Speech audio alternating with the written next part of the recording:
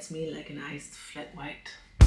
Just because you're my day one doesn't mean you're the right one. Love how everything is matching today, Kelly. Look at us. Olive green. Here we are. Welcome. So this is gonna be the first video of a series that I'm gonna call Be My Own Muse.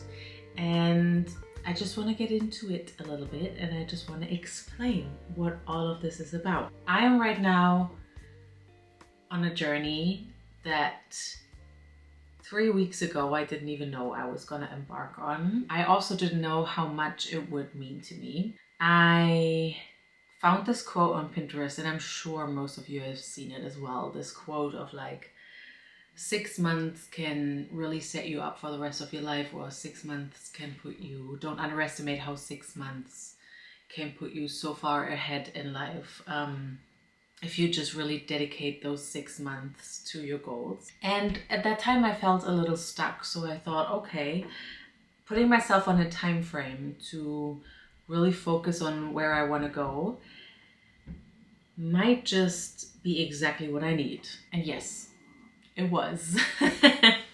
Right now I'm in week 3, and I feel like everything has already shifted and made itself so much clearer. It's just been a very eye-opening 3 weeks so far. Let me get into it a little bit more. 3 weeks ago, I was just at a point where I felt like nothing was working the way I wanted it to work. I was trying to put everything together, a 30-hour week, a social life, a music career, which means obviously making the art, because that's what it's about, but also the marketing part of it, and you know, getting to know people, putting yourself out there, finding an audience, or letting the audience find you. It's just been a lot, and I have been trying so much with structures, structures are not bad, but with to-do lists, with habits and structures that just made me go through this go type of thing. And it resulted in me definitely doing some marketing steps, definitely finishing my 30-hour week, but there was no room for art to be created, especially nothing that I felt was of value. And looking back, no wonder there was no room in my head for that. Like, I just went from this to do, I need to do this, to do this, to do this, because I need to achieve my dream and I need to get there, and I need to get there soon. So I have to hurry. It just felt unfulfilling. It felt draining. It felt like I had to push myself to get up every day. And I know that growth is hard, and I know achieving your dreams is not always easy, but that's not how I wanted to do it. I didn't want to get up every day dreading to go through the steps that I put up for myself in order just to get somewhere. I wanted to enjoy it as well. And I wanted to feel way more creative and way more fulfilled and joyful, because how are you supposed to write songs if you're just running from one thing to the other with no space to even feel or think?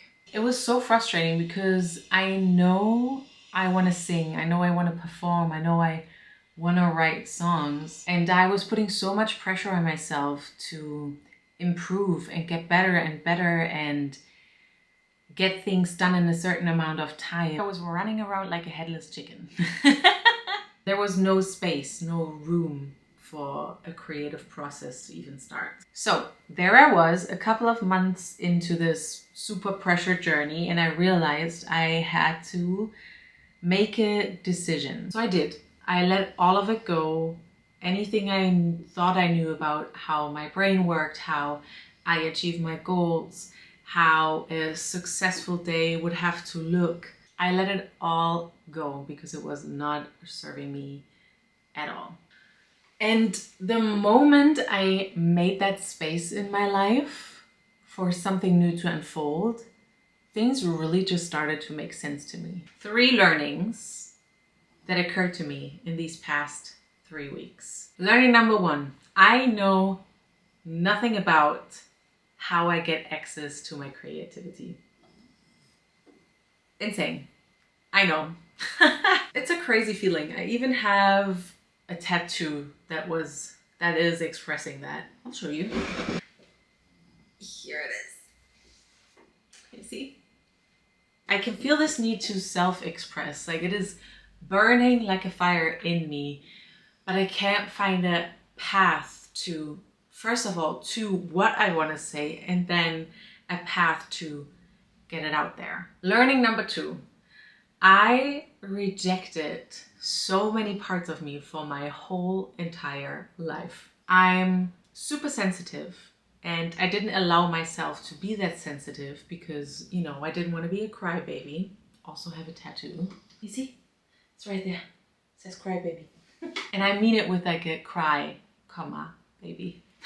So I'm crazy sensitive. I didn't allow myself to be, so I pushed a lot of emotions down, which first of all put me in such an avoidant mindset that I spent way too much time in front of social media or Netflix. And also, how am I supposed to self-express if I don't even really feel what I wanted to express? I also have difficulties concentrating and keeping a straight mind. Like sometimes I just wake up and my head feels super foggy and cloudy, and then I really have to find structures for me to hold on to that guide me through the day, that I somehow still stay in this reality and not just go somewhere wherever my mind takes me.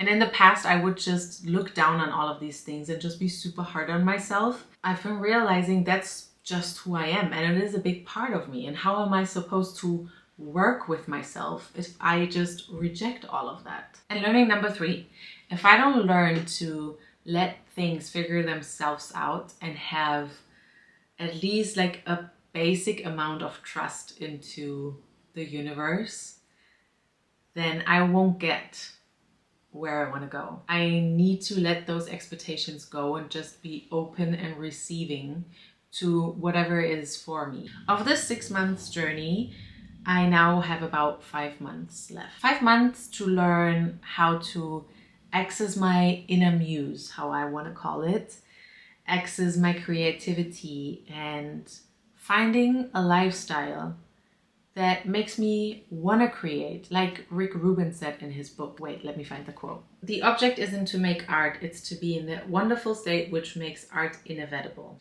That is the goal. It's not a quote by Rick Rubin, by the way. It's just in his book. It's by Robert Henry. What these next 5 months are going to be about is to create habits and structures that truly help me as a person, and not something I saw in productivity hacks or on Instagram or TikTok. I want to create a structure that helps me to get through the work that I need to get through and get the things done that need to get done. And at the same time, create enough open space for me every day to feel inspired and to finally let all of those things that I'm feeling out and into creation and into good music. So what I'm gonna do is film that process and upload it here, because I myself love to watch videos, like journey videos, diary entries, vlogs, and all of that. So I'm gonna try it myself, and maybe you'll like it too. And also, I've been recording a couple of videos called Singing My Feelings. I'm gonna upload them as well.